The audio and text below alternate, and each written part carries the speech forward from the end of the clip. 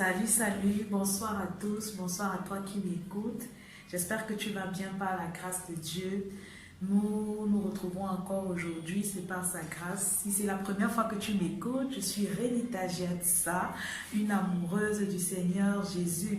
Et sens-toi libre de commenter, sens-toi libre de partager, sens-toi libre de t'abonner, de liker. Bref, sens-toi libre d'agir et de réagir comme il te plaira. D'ailleurs, notre but, c'est d'être épanoui pour mieux le servir. Être épanoui pour mieux le servir. Et aujourd'hui, je viens avec une excellente nouvelle. Je suis là pour te dire quelque chose de précis. J'espère que tu es bien installé parce que ce que je veux te dire, c'est quelque chose de capital. Écoute bien. Tu n'es pas le fruit d'un hasard.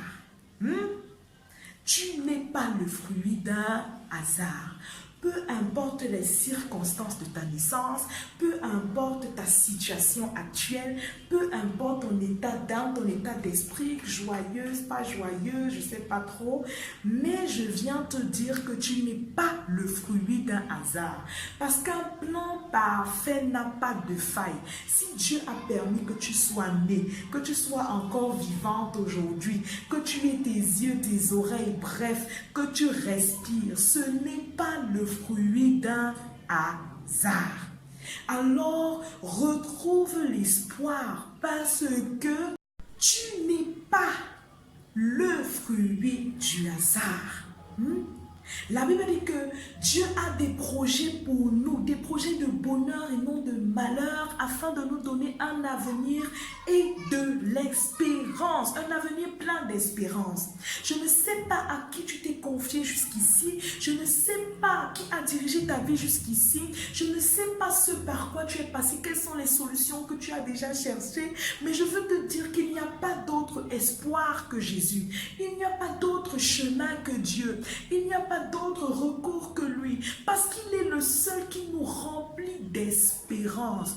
Toutes les solutions qu'on nous propose sont des solutions à court terme, sans garantie, mais je peux te garantir que si tu te confies en Dieu et si tu acceptes d'entrer dans son plan parfait pour ta vie, tu as au moins la garantie de l'éternité avec lui. Tu as la garantie de l'éternité avec lui.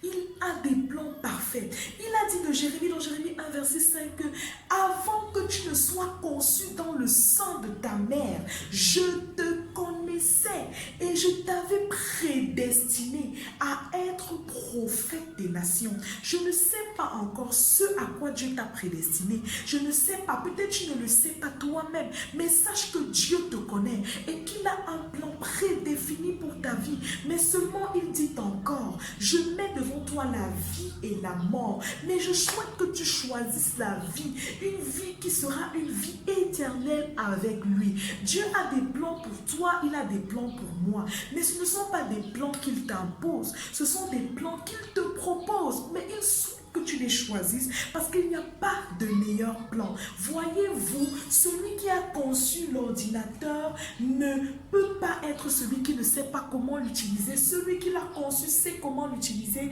Il sait quel est l'avenir, le devenir de sa création.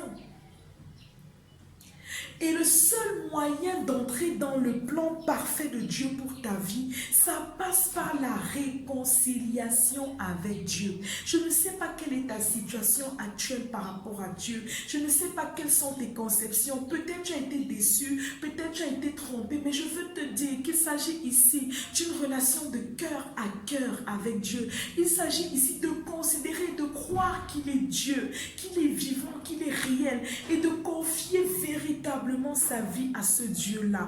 Parce que voyez-vous, nous n'allons pas à l'église pour un pasteur. Il ne s'agit même pas ici d'aller à l'église. Il ne s'agit même pas ici d'aller à la mosquée. Il s'agit ici d'une relation personnelle avec Dieu. Le premier plan de Dieu pour chaque être humain, c'est la réconciliation avec lui.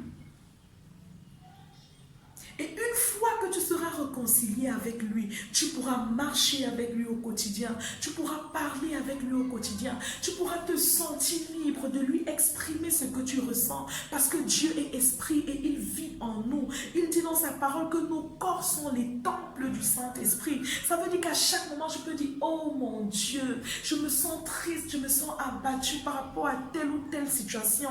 Et il est présent et il comprend. Parce qu'il vit en toi. Parce que dorénavant, parce que tu lui as donné ta vie, ce n'est plus toi qui vis, mais c'est lui qui vit au travers de toi.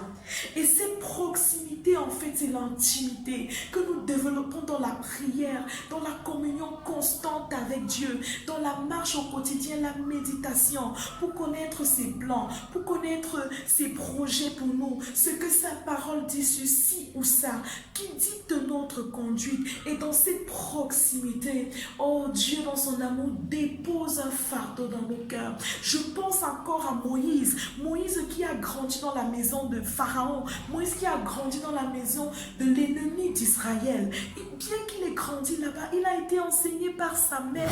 Et quand il a vu la souffrance du peuple d'Israël sous le joug égyptien, la Bible dit qu'il a été attristé dans son cœur. Il a été attristé. Voilà là le fardeau. Même si ce fardeau a causé après un problème, ça, il dit que c'est par là que on peut voir se dessiner l'appel de Dieu dans la vie de Moïse. Le fardeau, dans l'intimité avec Dieu, Dieu déposera un fardeau dans ton cœur. Tu feras un problème à ta façon, à toi, parce que Dieu aura mis ce fardeau. Je prends mon exemple. Je me rappelle, dans la croissance avec Dieu, je me demandais, ouais Seigneur, qu'est-ce que je vais faire pour toi? Qu'est-ce que je vais faire ici? Mais je me rappelle que tous ceux qui considéraient les personnes vulnérables, les personnes, quand je sentais qu'une personne est mal à l'aise, vraiment, je me sens mal à l'aise à la place de la personne. Quand je vois un orphelin, je suis touchée par cet orphelin. Quand je vois une veuve, je suis touchée. Je dis que ouais Seigneur, comment elle fait? Comment? Et voilà comment le fardeau pouvait naître dans mon cœur. Voilà comment ce fardeau est né. Parce que dans la proximité avec Dieu, il a déposé dans mon cœur l'amour et le désir de voir le règne de Dieu au milieu de ces personnes. La réconciliation avec Dieu, la marche dans l'intimité avec Dieu. Après quoi, dans le processus, il déposera dans ton cœur un fardeau. Un fardeau qu'il confirmera après par sa parole, qu'il confirmera après par une révélation. Bref, un fardeau que Dieu lui-même placera dans ton cœur. Et tu feras que même si tu n'as pas tout l'argent du monde, parce que tu te trouves exactement là où Dieu voudrait que tu sois, tu es épanoui et Dieu peut mieux le servir. Parce que ce sera toujours une joie pour toi de faire ce travail. Ce travail qui est dans ton cœur comme une passion, un feu qui brûle. De voir ce secteur changer.